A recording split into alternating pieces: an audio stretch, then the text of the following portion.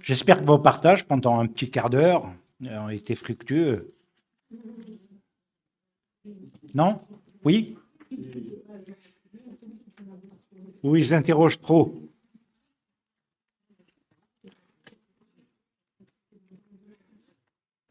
Ah, je sais plus où j'en suis, moi. Hop.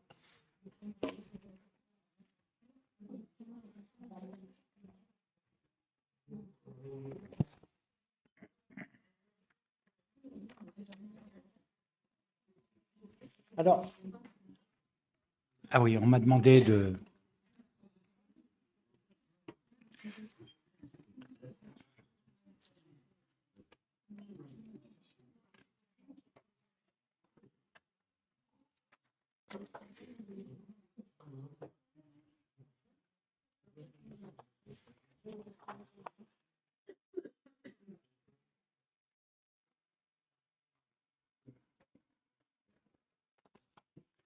On s'est arrêté un petit peu... Je suis un peu sorti de mon sujet, mais c'est, je pense, important de cheminer dans une réflexion, en tout cas, sur le sens à donner, à la manière de prier, comment on prie, quel est le but des prières. Et de savoir que c'est vrai, Israël a beaucoup construit tout cela, parce que ça touche tous les domaines de la vie, familiale, couple, enfant, la santé, le deuil, tout est intégré. Alors, je pense que là, j'ai beaucoup parlé par rapport aux enfants, mais également Jacob, qui est Jacques, dit qu'il faut demander. Alors, est-ce que demander a le sens de prier? Je ne sais pas, mais en tout cas, demander. Et je dirais qu'il est plus dans le sens d'amener la réflexion, de demander la sagesse, d'avoir un peu de sagesse. Je trouve que notre monde dans lequel nous appartenons manque de sagesse. On est beaucoup dans la précipitation des mots, des réponses, des réflexions, et on ne répond pas suffisamment ou on ne conseille pas suffisamment avec sagesse. Je trouve que c'est un manque. Alors, ce n'est pas un reproche, mais prenez-le comme quelque chose qui vient par rapport à des besoins qui sont réels, parce que on le voit dans la façon que les personnes établissent des relations. Souvent, dans les réponses, il y a souvent du n'importe quoi ou des choses qui ne sont pas obligatoirement édifiantes, positives, encourageantes. Et c'est dommage. Et je trouve qu'il nous faudrait avoir davantage de conseillers ou de personnes qui aient de la sagesse aussi pour répondre à des énigmes, à des problèmes. Réfléchir aussi avec intelligence, au lieu de nous donner ou de nous balancer qu'un seul verset ou plusieurs versets. La Bible dit, moi je veux bien, simplement moi j'ai besoin d'un peu plus. Hein. C'est peut-être ma nature qui est comme ça, mais j'ai besoin un peu plus que Paul a dit ou Pierre a dit ou machin a dit. Hein. Moi j'ai besoin d'un peu plus. Et donc, je trouve que c'est très important aujourd'hui d'avoir un comité de sagesse, ce qui était présent dans la Keïla d'Israël et notamment celle de Jérusalem au début. Alors nous prions bien sûr aussi pour ces questions qui touchent beaucoup de monde. Alors je pense un petit peu moins en Suisse, mais beaucoup la France et d'autres pays d'Europe concernant la subsistance. Nous avons aussi la prière de la subsistance pour les voyages. C'est important parce que la vie, c'est un tout. Voilà ce qui est en train de nous enseigner la Tfila d'Israël, c'est que on n'est pas des secteurs de vie, on est un tout. Et qu'on n'a pas à se diviser dans des besoins. J'ai besoin, ben voilà, de telle semaine de prier pour la subsistance, l'autre, ben, c'est pour ma santé, l'autre, c'est pour ça. Non, ça doit être réellement bien organisé par rapport à beaucoup de choses. Parce que, voilà, en fait, on doit être au clair sur un certain nombre de choses qui peuvent manquer. être absentes et qui sont fondamentales dans toute notre existence.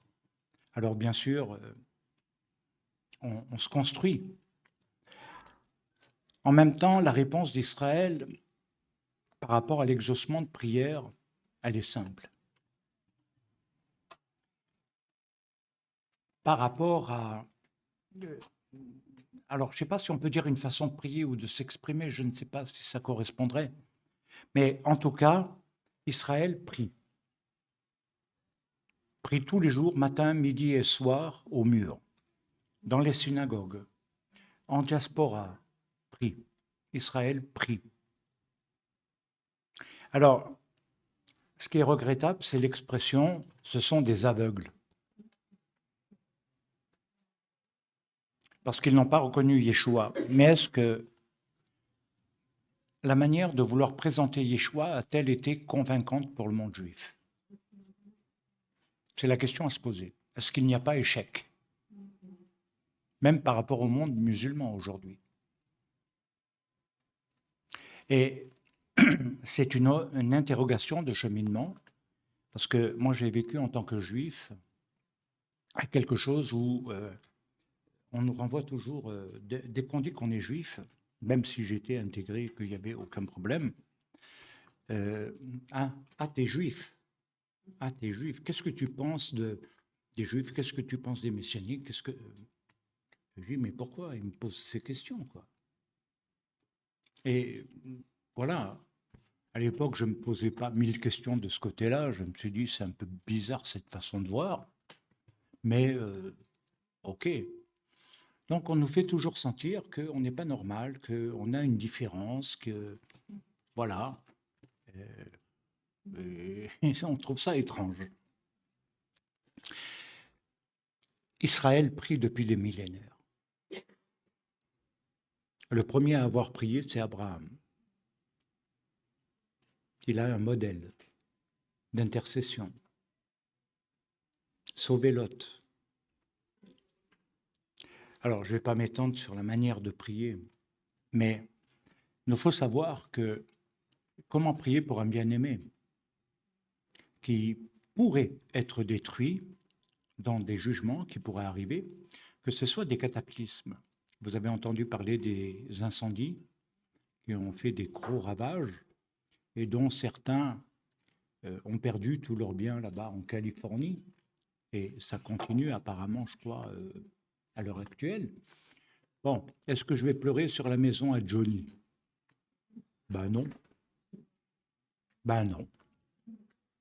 J'aimais bien Johnny, les chansons, mais je ne vais pas pleurer sur ce qu'il a perdu parce qu'il a encore une maison à Saint-Barth. Donc, vous comprendrez que dedans, il y a eu des pasteurs qui ont perdu des assemblées. Il y a eu beaucoup de dégâts généraux. Comment le comprendre? Et c'est assez difficile. D'autre part, c'est vrai qu'on doit prier par rapport aux dangers qui nous guettent, conscients ou inconscients, parce que on sait très bien qu'aujourd'hui, il peut y avoir la foudre, il peut y avoir toutes sortes de choses imprévues. Quand on voit que des personnes, pendant 40 ans, souffert pour construire un avenir en investissant dans une maison, que en quelques minutes, en quelques heures, tout est détruit, bah, c'est pas simple. Donc, il y a eu aussi en Espagne, et on a aidé des personnes en détresse là-bas. Il y a un pasteur qui est complètement dévasté par ce qui s'est passé avec ces inondations. Et il a tout perdu. Tout perdu. Et il se retrouve sans un sou. Son avenir, il n'a plus rien. Il n'a plus rien. Et donc, ça a été un peu pareil en Floride. Et donc, voilà, quand on a des moyens colossaux pour pouvoir se reconstruire, ça va. Mais si on ne les a pas, alors on peut dire les assurances, mais ça peut mettre des années. Donc, nous devons aussi prier pour les dangers qui nous guettent par des accidents ou autres, peu importe. Après, ça ne veut pas dire qu'on va être obligatoirement préservé, on ne sait pas. Mais Israël prie. Et je crois que cette façon qu'a Israël de prier, et que j'ai pu voir, moi je vais aller en Israël, parce qu'il y a très longtemps que je n'ai pas eu l'occasion d'y aller, mais je veux voir aussi un certain nombre de choses, pas pour des vacances uniquement ou du repos, mais rencontrer des membres de la famille, des personnes que je connais. Et je pense que je vais trouver un Israël changé. Et je ne vais pas trouver le même Israël qu'avant le 7 octobre. Ça, c'est certain.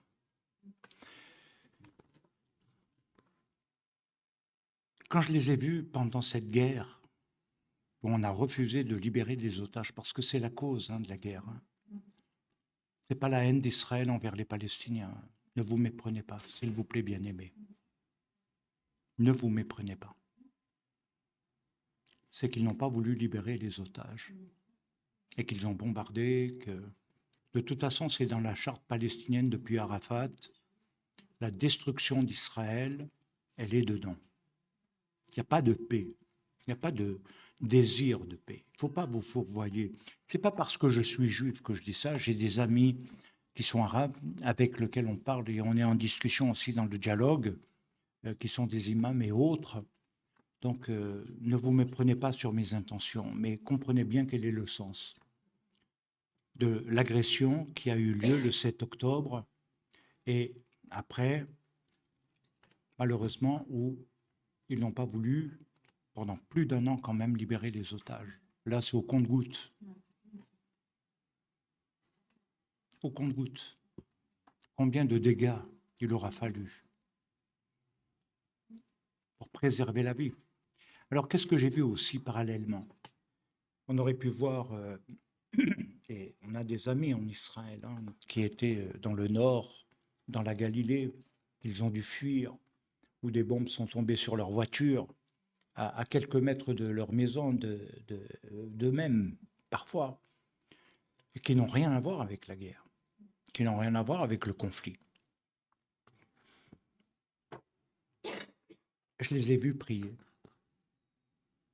danser à Shabbat, proclamer la gloire de Dieu. Vous pouvez regarder des vidéos sur YouTube. Moi, je ne sais pas s'il y a beaucoup de pays qui font ça. De pouvoir faire ça en temps de guerre terrible.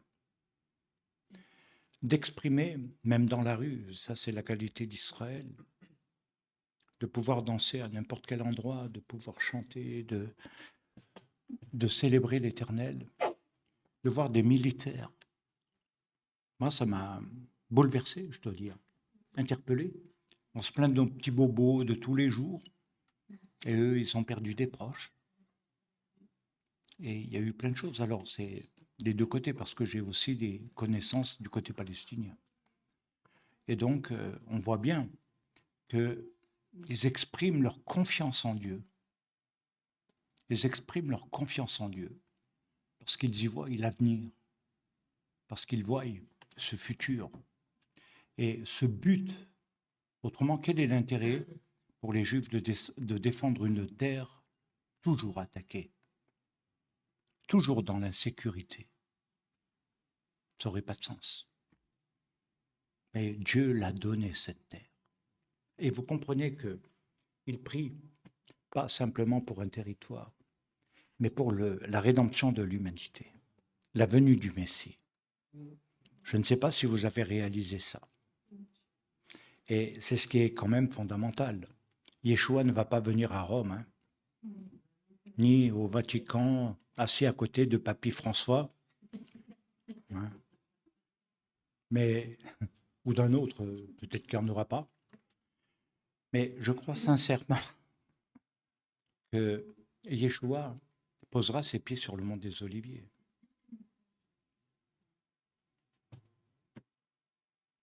Et il régnera. Alors, quelle est l'une des clés, l'un des secrets que les raves, qui ne vivent pas comme les autres êtres humains, qu'est-ce que font les raves? Ce que moi, je n'arrive pas à faire, tellement pris par tellement de choses. Et j'ai dit à ma femme, je voudrais être à la retraite et arrêter tout plein de trucs pour pouvoir redevenir ça. Ils étudient, ils prient, ils n'écoutent même pas les informations. Ils sont constamment dans cette relation de matin au soir avec Dieu. Et en yeshiva, dans ce que vous pouvez voir même sur Internet, vous les voyez beaucoup enseigner en semaine, en direct, donner beaucoup de cours, parce que c'est la transmission. Donc, même dans leur vie personnelle, ils sont cohérents dans l'application. Et il y a cette consécration qui a été perdue, que l'on trouvait peut-être dans les revivalistes.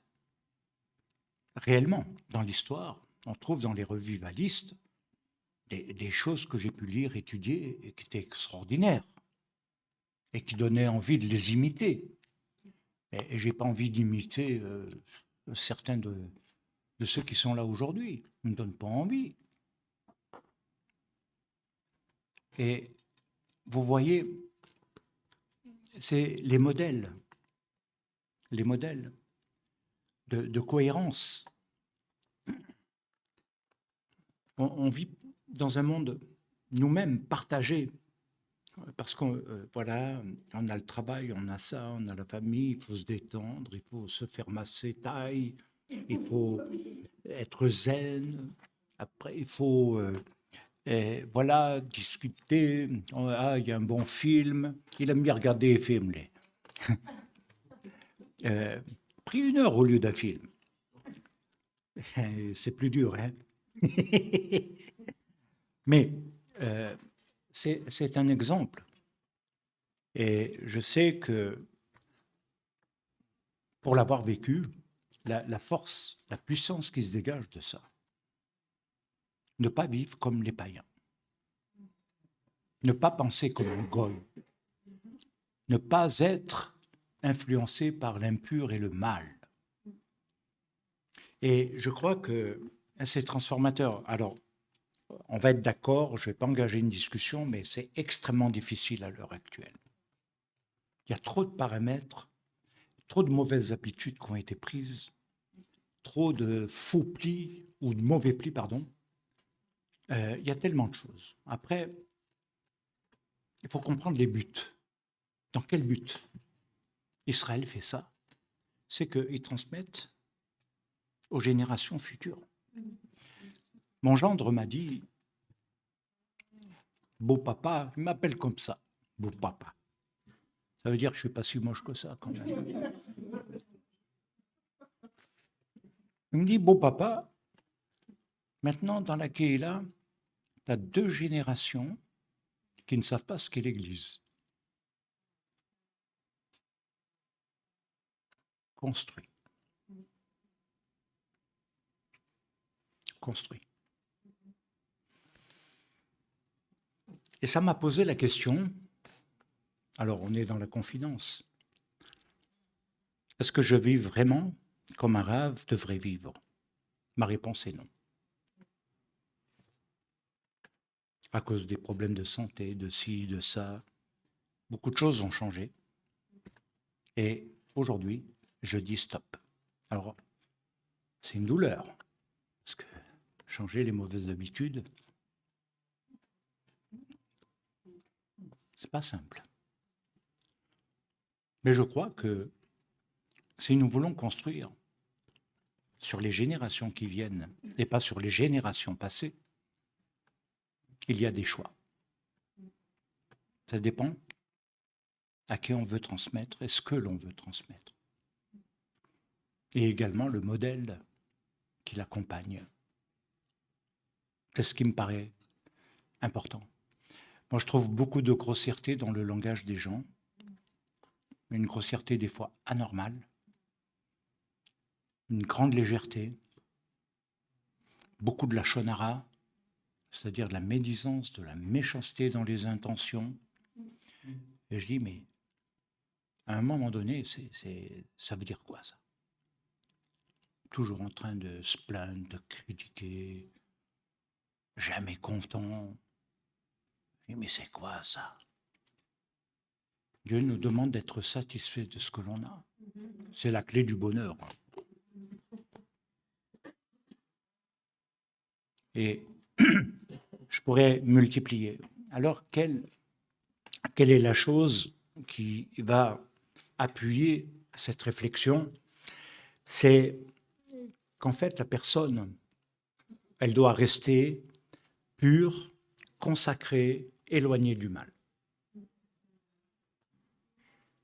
Et pas simplement vouloir défendre des idées, des opinions, des croyances, des convictions perso. Ça, on s'en fiche. Je suis désolé si ça vous vexe, mais je vais vous dire franchement, Dieu n'en a rien à faire. Il s'en fiche. Il a dit. Il a écrit. Et donc, être éloigné du mal, chez nous, ça veut dire beaucoup de choses. Ne pas le contacter. Ne pas être influencé. Ne pas être même soumis à sa pensée. C'est un grand enseignement que l'on pourrait donner, parce qu'il a une importance capitale quand l'homme s'adresse à Dieu et qu'il prie Dieu. Dieu l'entend, l'écoute. Mais il n'écoute pas l'autre. Moi, il y a des pasteurs, des personnes, même dans l'Assemblée, partout, ou moi-même, on s'est posé la question, mais comment ça se fait? Même ma fille m'a posé la question il n'y a pas longtemps. Comment ça se fait qu'au temps de Yeshua, il y avait beaucoup de choses? Après, j'ai dit, bon, il faut voir en quantité, mais pourquoi il y avait beaucoup de miracles? Pourquoi il y avait beaucoup de guérisons et pourquoi aujourd'hui, il n'y a quasi rien? Alors, on est d'accord qu'on met beaucoup plus sa foi, sa confiance dans les mains d'un chirurgien et au diagnostic médical que, éventuellement, quand on n'a plus de solution, on s'adresse à Dieu. On est d'accord, hein? Et que quand on a un mal de tête, on ne dit pas Seigneur, on ne va pas le combattre, on va prendre son petit, comment vous dites ici, Doliprane aussi, voilà, son petit cachet, et on se repose. C'est un peu comme ça. Mais on n'apprend plus à faire confiance à Dieu dans sa santé. C'est ce que j'ai compris dans mon cheminement aussi.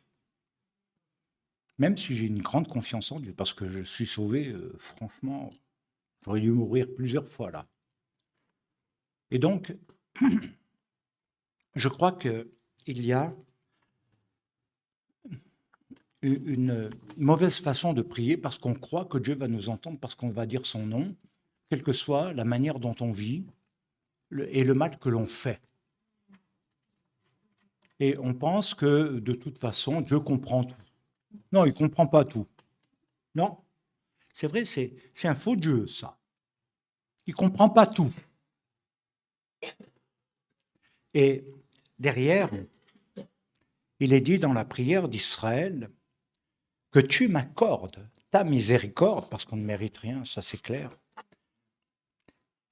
Ce qui veut dire que toute demande à Dieu doit être claire avec l'émouna et la vérité, c'est-à-dire la confiance, la foi dans la fidélité à Dieu et dans la vérité. Autrement dit, ce qu'il va construire dans son nom. Pour celui de Yeshua qui déclenche, quand on prie dans le nom de Yeshua, qui devrait déclencher, et là on va rejoindre vraiment l'acheminement vers la conclusion, qui déclenche toutes les délivrances, accorde le salut, et nous est dit que c'est par son nom. On est bien d'accord. C'est par son nom que nous sommes sauvés, guéris, délivrés, qui sont trois phases différentes, mais qui se retrouvent finalement dans la compréhension du salut. C'est également par son nom que tout genou fléchira, que toute langue confessera, c'est-à-dire tout langage confessera son nom. Fléchira le genou, mais confessera également son nom. C'est son nom qui, dans toutes les formes de croyance, qui détient toute autorité dans les cieux, terre et sous la terre. Alors, si on rappelle ce verset du psaume que nous avons lu, l'Éternel est proche. Je me suis posé la question d'ailleurs. Je me sens proche de Dieu, mais est-ce que Dieu est proche de moi? Je me dis proche de Dieu. Pourquoi? Parce que je prie? Parce que je fais ce que je fais? Ça doit être autre chose que ça.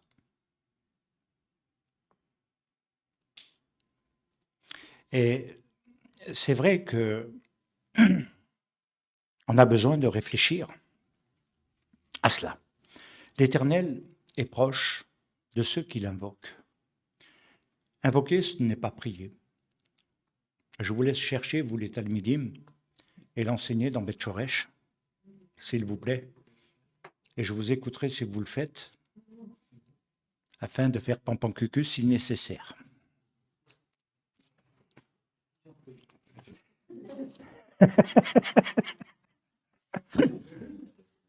Proche de tous ceux qui l'invoquent, de tous ceux qui l'invoquent, de tous ceux qui l'appellent avec sincérité.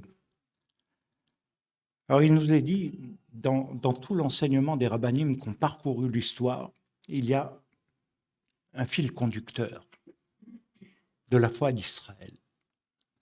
C'est que ils ont toujours enseigné que si on passe de Talmud, c'est-à-dire de l'élève, de l'étudiant, de celui qui apprend, de celui qui se laisse enseigner, à Tzadikim, qui a monté le niveau spirituel et qui est dans la justice, qui est injuste, et pas simplement voilà, un membre qui a acquis une position.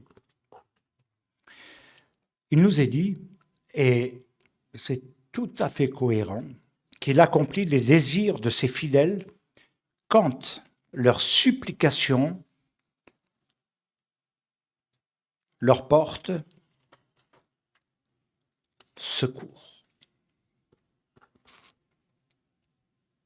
C'est extraordinaire. Il y a une gloire à comprendre l'Éternel est proche. Parce qu'il entend les supplications de ceux qui l'invoquent. Alors, la question, bien sûr, ou la remise en question que l'on peut avoir personnellement, collectivement, savons-nous supplier Dieu? Est-ce qu'on supplie suffisamment? Une question. Comme je l'ai enseigné durant le temps Covid, la prière a dit non, et ça a fait je dirais, le tour de la terre, ces enseignements sur la prière qui ont bouleversé, changé, transformé la vie de beaucoup, même de musulmans. C'est vous dire. Parce que, quelque part, on n'est pas dans le religieux. On n'est pas en train de défendre une foi par rapport à une autre façon d'exprimer. On est proche de Dieu. Et quand on est dans cette attitude, il nous est dit que Dieu entend la prière des justes. On trouve cela dans l'épître de Jacques. Et pourquoi, des fois, il n'y a pas de réponse? Ça a été une grande question que ma fille a posée quand elle était très jeune. Je prie, mais je n'ai pas de réponse. Qu'est-ce que je réponds, moi?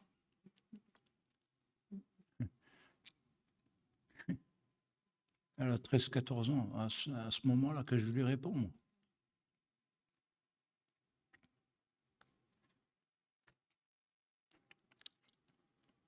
Et c'est aujourd'hui qu'elle comprend, des années et des années plus tard. On n'a pas toujours les clés, compréhension des silences divins. Et on ne les attend pas. On veut une réponse. Ça, c'est le risque dans la prière. Imposer à Dieu une réponse assez immédiate, qui interviennent très vite. Alors des fois, ça peut se faire. Et j'en ai vu des exaucements, et par ma mère, et par... j'en ai vu. Et puis j'ai vu les silences douloureux, où on dit, Dieu, tu es où là? T'es où? C'est des réalités. Mais il nous est dit que si l'Éternel est proche, il nous porte secours à cause de nos supplications. Et il faut comprendre, deuxième question pour les Talmudim, que vous allez enseigner, que je vérifierai, le sens des supplications. C'est pas demander pitié. Sortez de cette notion où on peut acheter Dieu sentimentalement en essayant d'attirer sa pitié, ça ne marche pas. La parole de Dieu est émette. Je serai qui je serai, c'est le sceau de la vérité de Dieu. C'est volontairement que je le répète. Alors, maintenant, je vais tenter de donner un lien par rapport entre je serai qui je serai, le sceau de Dieu qui est vérité dans l'avodat Hashem, dans le service de Dieu. Et c'est clair que là, comme je m'achemine vers une conclusion, l'enseignement est beaucoup plus profond que ce que je donne ici, simplement de manière pas superficielle, mais en surface. Il nous est dit dans le Midrash Haggadik que signifie je serai qui je serai. De même, il est écrit, tu es avec moi, je serai avec toi. Voilà le sens profond. De même que tu es avec moi, je serai avec toi. C'est-à-dire qu'il dit à Moshe, ce que tu seras avec moi, de même je serai avec toi. Oh, c'est magnifique. On est dans une autre pensée de gloire. On est dans un autre niveau. On est dans la profondeur des profondeurs de son nom. Et je dirais que derrière, il nous est dit, s'ils ouvrent leurs mains, par la charité, j'ouvrirai les miennes. Comme quoi l'action de l'homme combine l'action divine. Dieu répond à ce que l'homme fait. C'est ça l'avodat Hashem. Mais il répond aussi par l'absence. Ce que je ne fais pas, il ne le fera pas. Et il ne va pas pallier à mes manquements. Voilà ce que nous pouvons déduire en profondeur. Il est dit, l'Éternel ouvrira pour toi son bienfaisant trésor. C'est écrit dans Deutéronome 28, verset 12. Et l'un des points fondamentaux de l'avodat Hashem, c'est-à-dire le service de Dieu, va se définir par ce principe clé, disant, sache ce qui est au-dessus. Et ensuite, il est dit, sache ce qui est au-dessus, ensuite de toi, de tes actions ici-bas. Ce que je viens de lire est un des fondements de la Torah, dont l'un des principes clés doit être bien compris. Autrement dit, Dieu se comporte avec l'homme comme ce dernier se comporte avec Dieu. le sens, tu aimeras ton Dieu et fais à ton prochain, tu aimeras ton prochain comme toi-même, est la même chose. C'est la clé. On ne peut pas dire je vais aimer Dieu, mais pas mon prochain. Indissociable. Les deux plus grands commandements que Yeshua relève, ce sont les deux. Il n'a pas dit c'est d'aimer Dieu de tout son cœur, de manière personnelle, individuelle et éloignée de tout et de tous. Non. Ça va au-delà.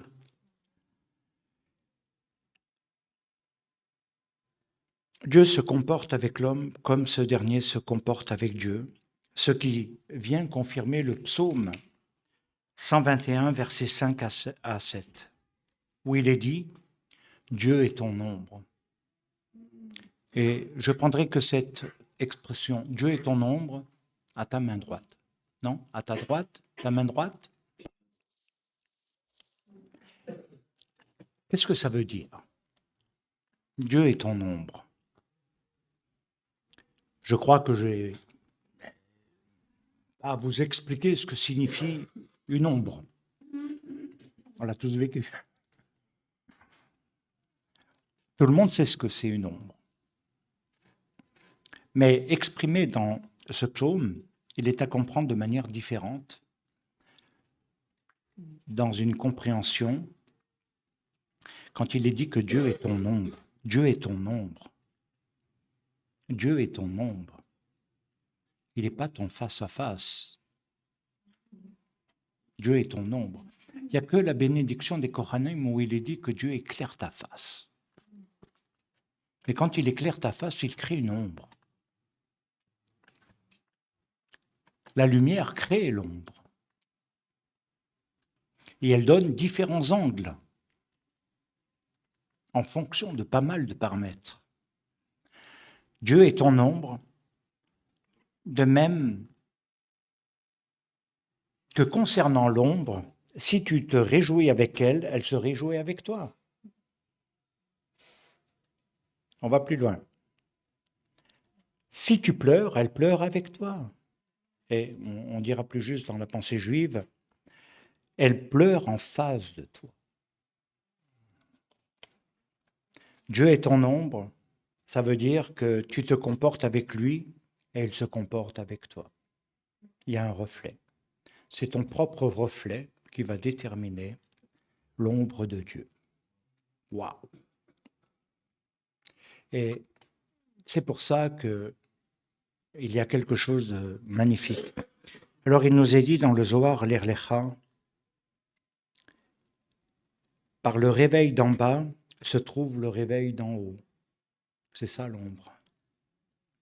Ce que nous faisons en bas se reflète en haut, et ce qui est en haut se reflète en bas. C'est ce qu'on appelle en hébreu l'effet du miroir. Les maïm, c'est la visibilité, c'est l'effet miroir. Et c'est vrai que j'ai beaucoup enseigné ça dans le face-à-face. On a un miroir. Quand on regarde quelqu'un, on est dans un miroir de soi.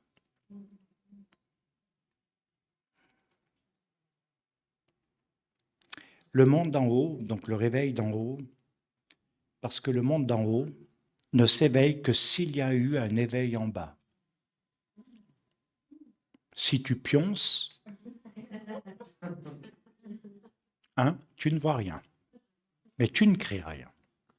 C'est pourquoi il nous est dit, réveille-toi, toi qui dors, et Mashiach te relèvera. Par le réveil des actions de l'homme, ici-bas, l'influence d'en haut peut s'éveiller. C'est un des enseignements fondamentaux du Talmud, que l'on trouve dans Shabbat 151, parce qu'il est dit, celui qui a pitié des créatures, le ciel le prendra en pitié, mais celui qui n'a pas pitié des créatures ne doit pas attendre du ciel une quelconque pitié.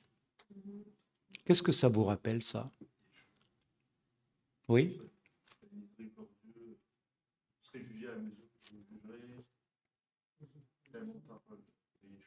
C'est les enseignements de Mashiach, la profondeur de Mashiach. Regardez. Parce qu'il dit, par exemple, dans le Avinu Shebashamayim, le Notre Père, que on nous a volé. Et oui, pour en faire une récitation. C'est même plus une prière, c'est une récitation. J'ai assisté des fois dans ces groupes-là, même très importants, et où il y a des catholiques, des protestants, il y a un peu de tout là-dedans. Puis toujours, ils voulaient finir par le Notre Père. Alors ils étaient là, Notre Père qui est aux cieux, que ton nom soit sanctifié. C'est pas une récitation. Ah là là là là. Qu'est-ce que Yeshua dit? Alors on passe au concret. Pardonne-nous comme nous pardonnons à ceux qui nous ont offensés. Ça, c'est l'ombre. Si je pardonne, je serai pardonné. Autrement dit, si je ne pardonne pas, je ne serai pas pardonné. Vous savez, tous les troubles et les problèmes émotionnels, psychosomatiques et autres viennent de là.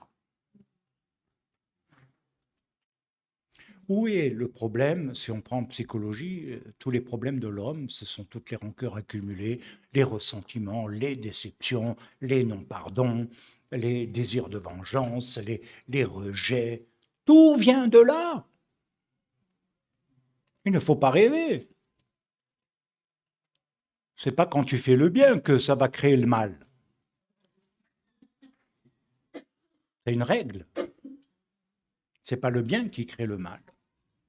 Au contraire, il guérit. Mais cette force, pardonne-nous comme nous pardonnons.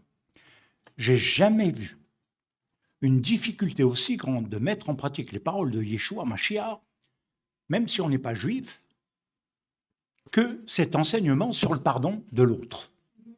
Parce qu'on estime que l'autre ne mérite pas notre pardon. Parce que quoi? On est supérieur. On est mieux que l'autre. Et puis il ne mérite pas. Il a dit des choses méchantes, mauvaises. Il a menti sur moi. Il m'a critiqué. Il m'a dit, il m'a gna.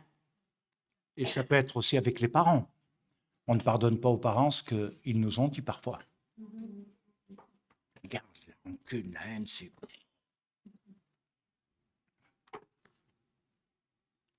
Réfléchissez, je veux dire, ça touche tous les secteurs, pas seulement un relationnel, je dirais superficiel, mais ça touche beaucoup de domaines.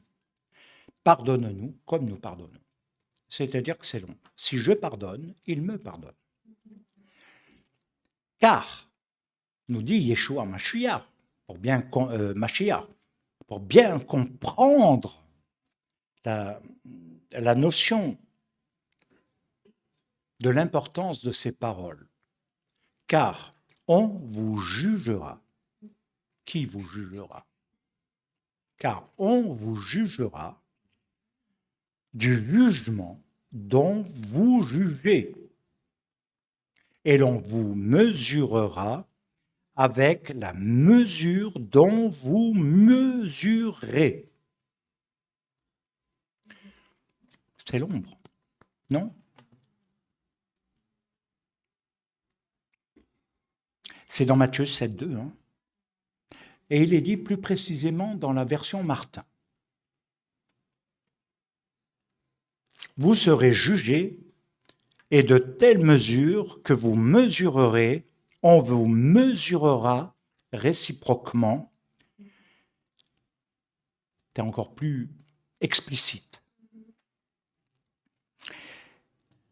Et je dirais que c'est ce qui est à saisir de cet enseignement de Yeshua concernant la compréhension de l'ombre. Je crois que c'est quelque chose que beaucoup n'ont jamais réalisé. Il est ton ombre. Mais que ça implique dans cette proximité, cette relation, une interaction. En fait, si on veut prendre un autre verset qui a été très très mal utilisé, tout ce que vous délirez en mon nom sera délié. Mais avec quoi il est en rapport? L'autel, lié à une rancune, une rancœur, un ressentiment que l'on peut avoir envers quelqu'un. Et avec qui on doit se réconcilier. Et que si on ne se réconcilie pas, il y aura un lien qui ne pourra être délié qu'à partir du moment où on va entrer en matière sur l'autre. Niveau de pardon, de réconciliation, de rétablissement dans la relation.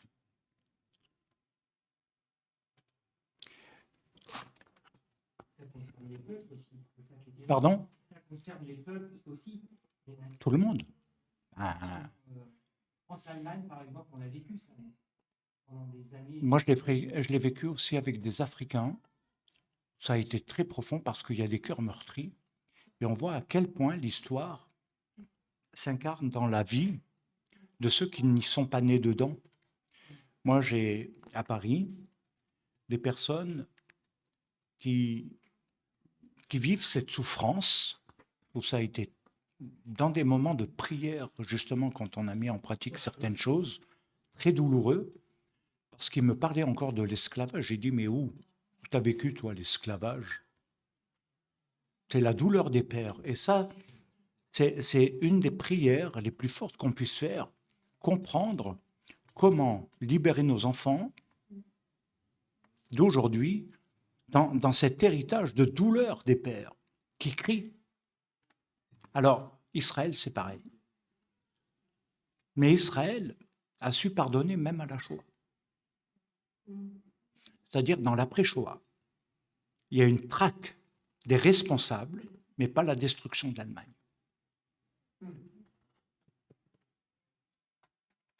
Et je ne sais pas si vous avez suivi la continuité, mais ça a été plutôt une relation assez forte entre l'Allemagne et Israël. Pourtant, il y a l'histoire. La Shoah s'est passée là-bas. L'Europe a fourni les Juifs pour la destruction. Mais qu'est-ce qui est resté dans le peuple juif? La douleur de la Shoah, la mémoire. On appelle ça, nous, le devoir de mémoire. Mais derrière, c'est l'incompréhension. Pourquoi? Pourquoi on nous a fait ça? Qu'est-ce qu'on a mérité pour faire ça? De même que je pense que dans tout ce qui a été injuste dans l'histoire, aujourd'hui, beaucoup de règlements de compte. Quand je vois Poutine agir, et on en a beaucoup parlé quand on a fait l'étude sur Daniel et autres, et que j'ai approfondi dans des groupes, j'ai toujours dit que Poutine allait amener un resserrement, et ils veulent tous revenir à ce qui était ancien, les anciens territoires. Donc il veut attaquer par la Finlande, il va vouloir, Trump peut le ralentir, mais ça sera peut-être quelques années, et encore, on ne sait pas. Vu qu'il veut se retirer, Trump, on ne sait pas ce que ça va laisser à Poutine comme droit. Mais il veut attaquer la Finlande, c'est recréer l'ancien empire.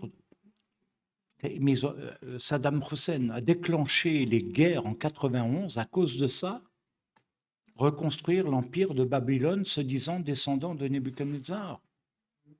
La grandeur d'autrefois. Et on voit que la guerre, même de ce qu'on appelle le Kosovo, les Serbes, les Croates et autres, c'est des règlements de compte de l'histoire. C'est phénoménal. Alors, il crée l'Union européenne. Mais nous nous rendons compte à quel point cette dimension de comprendre comme nous pardonnons peut guérir et libérer. Pas seulement... vous savez, déjà, c'est très fort dans la relation humaine, là, personnelle, comme dans un couple. Si je ne pardonne pas ma femme, c'est foutu. Et il ne faut pas que je pense et que je croie que mon couple va être merveilleux. Bon, pas du tout. Pas du tout. Il faut demander pardon si on a offensé. Et ma femme, maintenant, est devenue forte sur le sujet. Hein. Ah là là. Quand je dis quelque chose qui n'est pas bien, dis pardon. Attends, tu parles à un Rav séfarade, hein? Il dit pardon. Fais-moi un café. Il dit pardon. Purée, c'est dur à sortir ce mot. Alors je lui demande pardon, mais aussi avec un bisou. Ah, elle me dit bon, ça va.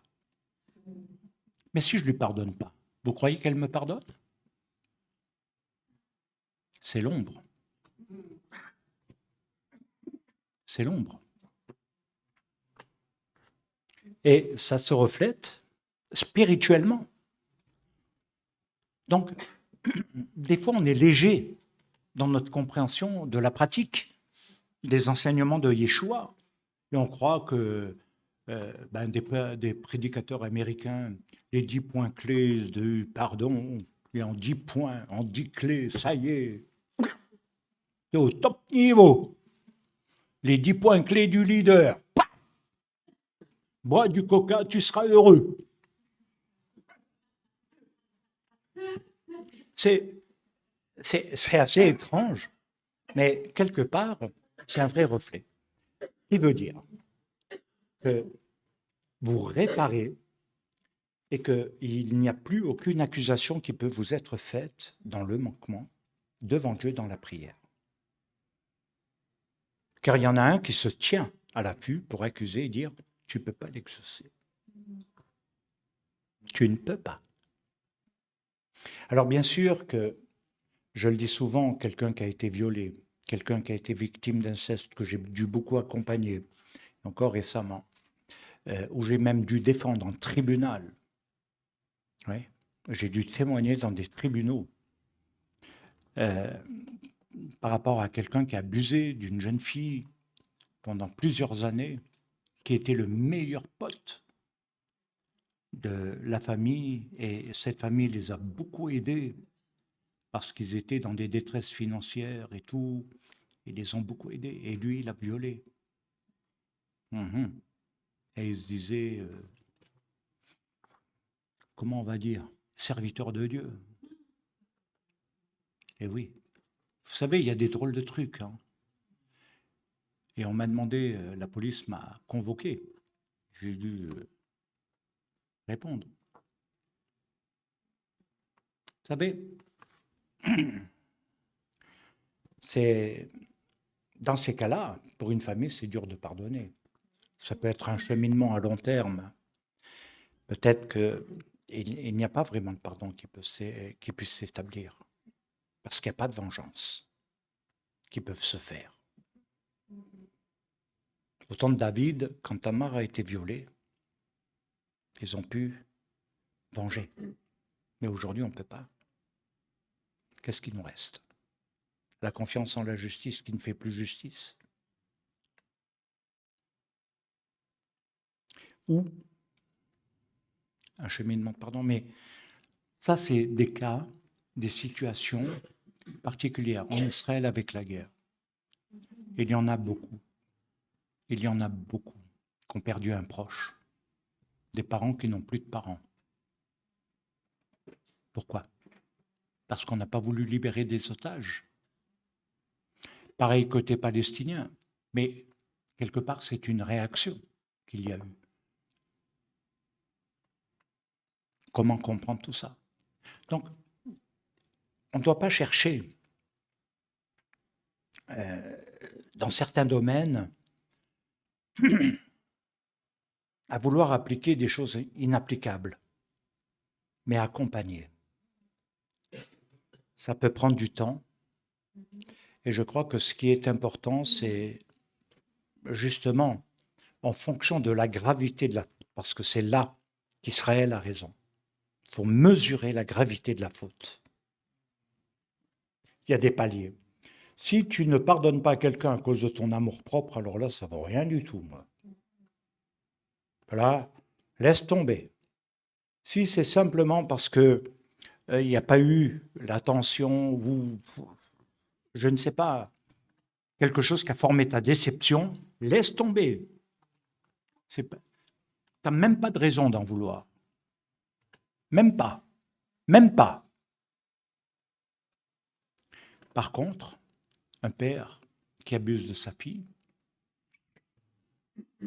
des fois très jeune, comme ça a été le cas dénoncé il n'y a pas très longtemps. Après, il faut reconstruire les vies. Alors j'en ai connu, ils se sont vraiment super bien reconstruits. Mais à quel prix? Abandonner beaucoup de choses, hein. Renoncer. Maintenant, là où je vois le côté dramatique, c'est la susceptibilité de l'être humain aujourd'hui. Le niveau de la susceptibilité. On se vexe pour un oui, pour un non. Dès qu'il y a, comment dire, une faute d'inattention sur quelque chose, une mauvaise parole, une maladresse, ça cartonne. Et ça se transforme en mauvaise langue. Et je me dis, mais c'est ça, le poids de la foi des croyants, quoi. C'est ça.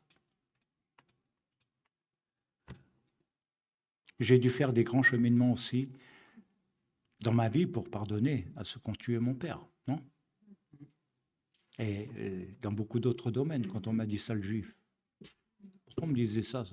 Quand j'étais petit, moi, qu'est-ce que je pouvais comprendre ça? C'est là que je suis devenu violent.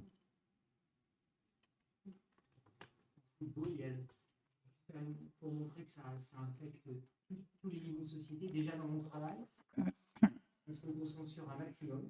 Jamais j'ai connu ça en entraînement. Et puis en football, il y a des trucs de cabinothérapie. Les nouveaux entraîneurs ne peuvent plus dire t'es nul, t'as mal fait. Ils font des câlins. C'est des footballeurs quand même. Ils font des câlins. Et ils reconnaissent les bons entraîneurs là-dessus.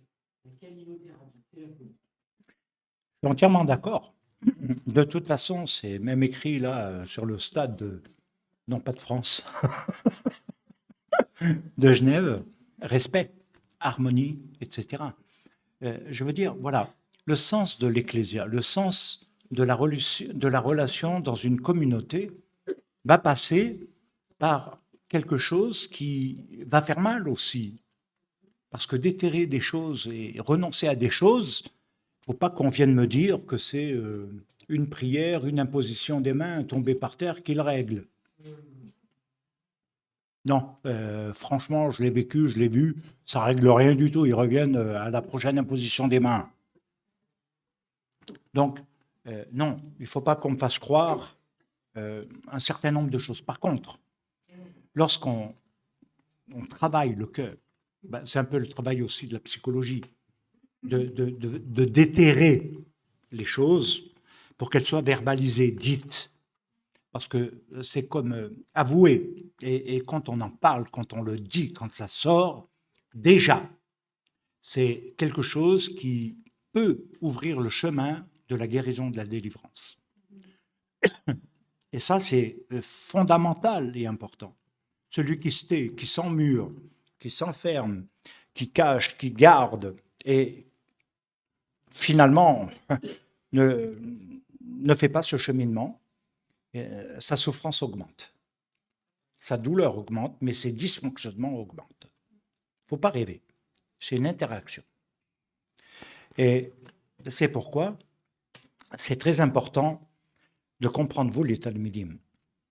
Que le modèle, c'est aussi de le montrer que quand on vous offense, ne réagissez pas en étant blessé. Vous savez, aujourd'hui,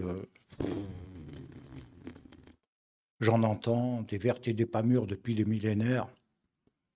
Et aujourd'hui, je m'en fiche, moi, de ce que les gens disent. Même ma femme me dit, mais chouchou, allez, arrête de t'attacher à ça. Oui, mais tu t'en fous, sers Dieu, toi. Allez. Oui, ouais. Elle a pris du galon. Hein.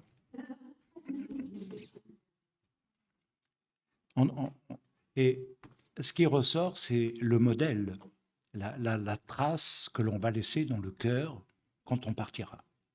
Vous voyez, maintenant j'ai 64 ans, bientôt 65, bientôt 66. Et je sais pas, ma femme me dit toujours, il faut que tu arrives à plus de 80. Je lui dis, purée, tu m'en demandes beaucoup, hein. Mais oui, Et quand on a des problèmes de santé, et puis, ouais, non, je plaisante. C'est-à-dire que derrière, on ne sait pas le temps. Le temps est devenu plus court et on ne sait pas comment il va être vécu. Pour ma part, il n'y a pas de retraite, c'est clair. Il y a un recyclage peut-être, une redéfinition de l'activité, de mes fonctions, mais il n'y a pas de retraite. Et servir Dieu, c'est jusqu'au dernier souffle, ça c'est clair. Donc après, c'est la manière, on ne sait pas comment on va être, mais ce qui ressort même sur les petits-enfants, les jeunes filles que vous connaissez à Paris, hein, qui est venu, le respect, comment ils m'entourent aujourd'hui. Moi, j'ai rien fait, vraiment, j'ai rien fait pour ça. Mais ils ont un attachement, je suis leur modèle, avec ma famille, avec ce que nous faisons, dans le don que nous avons donné, parce que pendant longtemps, je disais, mais tout ce que j'ai donné, tout ce que j'ai fait, j'ai l'impression que c'est inutile. Je n'avais que des trahisons, des rejets, des critiques. Et un jour, j'ai dit à Dieu, j'en ai marre. J'en ai marre. Et on voit qu'il nous faut passer par-dessus. Alors bien sûr que je n'ai pas pu en arriver là où j'en suis en gardant de la rancune, de l'amertume. Et voilà, des règlements de compte. Non. Je pense que pour vous, les Talmidim, visez le niveau de Tzadikim. Mais il faut que la famille suive. Si elle ne suit pas, c'est l'homme qui est l'homme. Ce n'est pas la femme qui est l'homme. Ce n'est pas la femme qui doit dire ou donner son avis. Non, tu marches. Après, on peut discuter. Mais servir Dieu, ça veut dire suivre. Il faut suivre. Et ça peut générer des problèmes de couple. Avec ma femme, ça a été très clair depuis le début. Mais je crois que c'est très important de reformer ou de réenseigner, de réessayer de vivre une mise en pratique du pardon. Ce que nous faisons à Yom Kippour, c'est de régler toute une année de blessures, mais qui génère toutes les autres blessures et toutes les autres années où on n'a pas pu se réconcilier avec quelqu'un. Combien de fois j'ai vu sur des tombes des personnes regretter, pleurer, si j'avais su, je lui aurais dit, si j'avais su, j'aurais pas fait ça. Et c'est trop tard, vieux. Qu'est-ce que tu regrettes maintenant? T'as rien fait avant.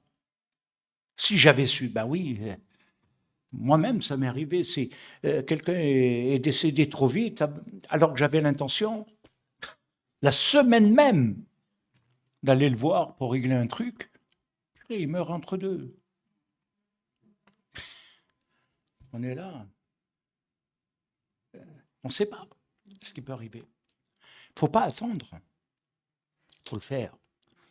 Et il faut se libérer de ce qu'il culpabilise, qui détruit, qui accuse, parce que la culpabilité vient par l'accusation. Hein. Et donc, se rendre libre, s'éloigner du mal, pour que lorsque l'on prie, on soit libre. Et que Dieu nous exauce, Dieu nous entende. Et je crois que c'était l'une des particularités de Moshe. Maintenant, un deuxième passage qui nous est donné dans Matthieu 6,4,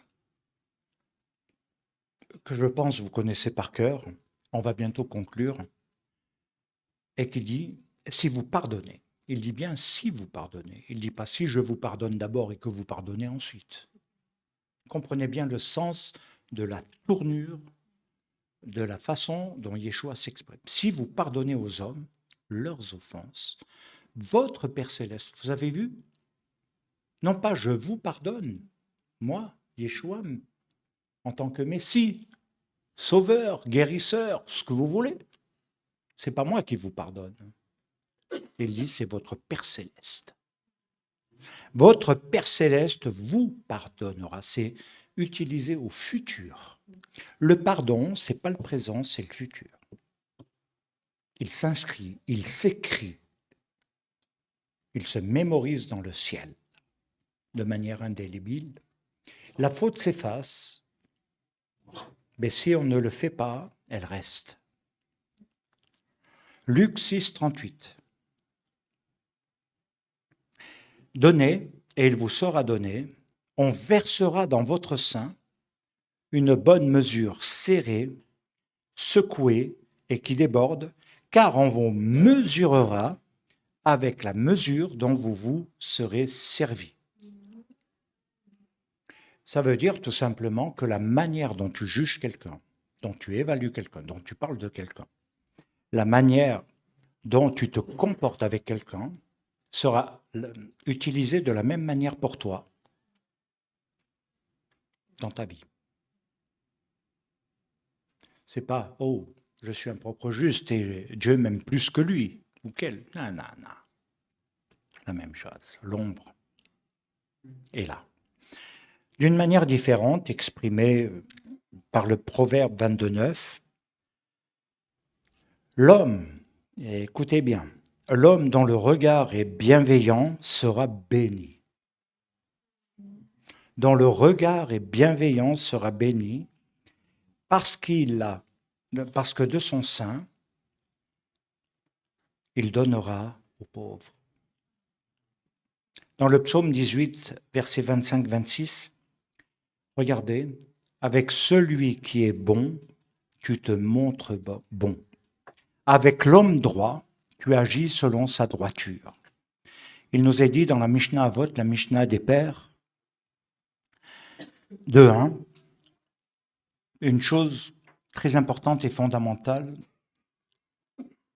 parce que comme nous l'avons vu tout à l'heure, où il a été dit, sache qui est au-dessus de toi. Voici ce que l'on peut dire maintenant pour la compréhension. Tout ce qui est dans le ciel est de toi, c'est-à-dire dépend de tes actions ici-bas. Il nous est dit dans Zera Kodesh, la semence de sainteté, la semence sainte. Nos sages vont l'expliquer ainsi. Ce qui a été dit, sache ce qui est au-dessus de toi, veut dire tu peux savoir ce qui est au-dessus de toi, car tout dépend de l'homme, car Dieu, lui ayant donné la capacité à l'éveiller par ses actions dans ce qui est en haut, et si on élargit le sens de la Mishnah Avot, c'est quelque chose qui est très profond, parce qu'il est dit, sache, ça veut dire connais. Sache, c'est connais. C'est très profond, c'est très clé, parce que ça signifie, il te faut savoir et connaître ce qui doit être, ce qui doit te sensibiliser. Si tu ne vois et ne perçois pas l'importance de tes actes, alors sache que tout ce qui se produit dans les hauteurs, dans les mondes supérieurs, va avoir une répercussion. Rien n'est anodin. Tout a un effet. Tout a un effet, positif ou négatif. Je conclus, parce que ça dépend de nous, de nos actions. Et c'est ce qui va expliquer la compréhension de la pensée, de la réflexion d'Israël quand on parle du bon et du mauvais penchant en soi. On est un arbre et on a des penchants.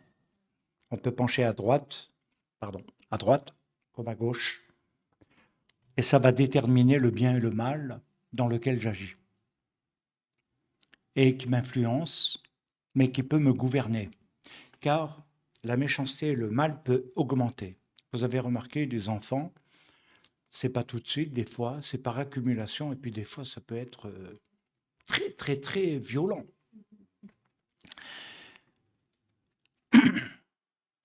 C'est ce qui conduit en fait les actes. La tfila, la vodat Hashem du cœur vont ensemble parce que Yeshua disait que celui qui prie s'éloigne du mal. C'est-à-dire que l'intellect et le cœur ne doivent pas être touchés. La pensée, la réflexion, la manière de voir, la manière d'être influencé dans ses sentiments, dans ses émotions, dans sa personnalité, doit être clean. Et vous faites la relation par le fait que c'est quelque chose qui est relié et non séparé. On n'a pas une tête coupée, on est relié. La tfila, l'avodat Hashem, du cœur, c'est ce qui va ensemble, c'est ce que je veux que vous reteniez.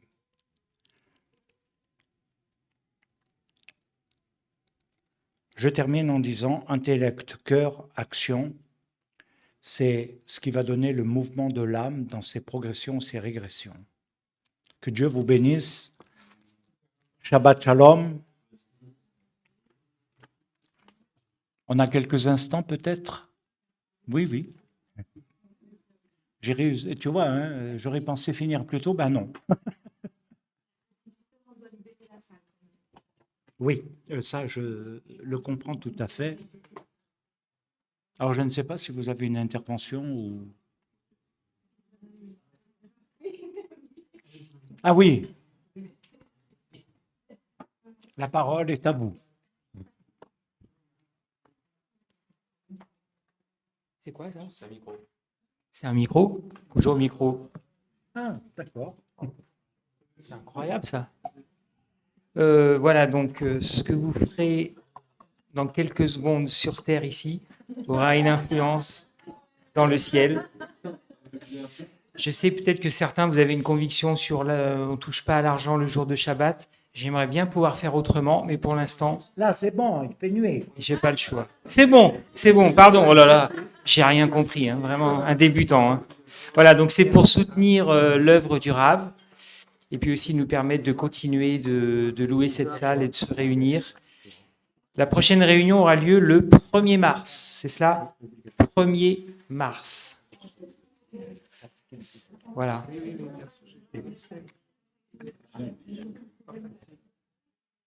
Je crois que j'ai rien d'autre.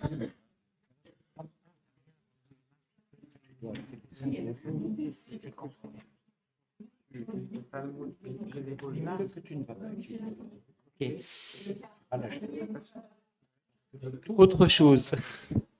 Pour ceux qui... On se réunit aussi le 8 et le 15 février à l'ECT à 10h. Voilà, donc n'oubliez pas, on va continuer de se voir, suivre l'Office Torah à distance, l'Office de Paris, et puis manger ensemble, pouvoir partager.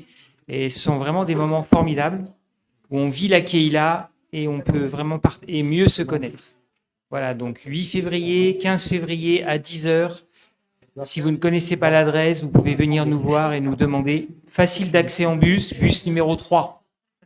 Voilà, bonne fin de Shavuot Tov, bonne semaine.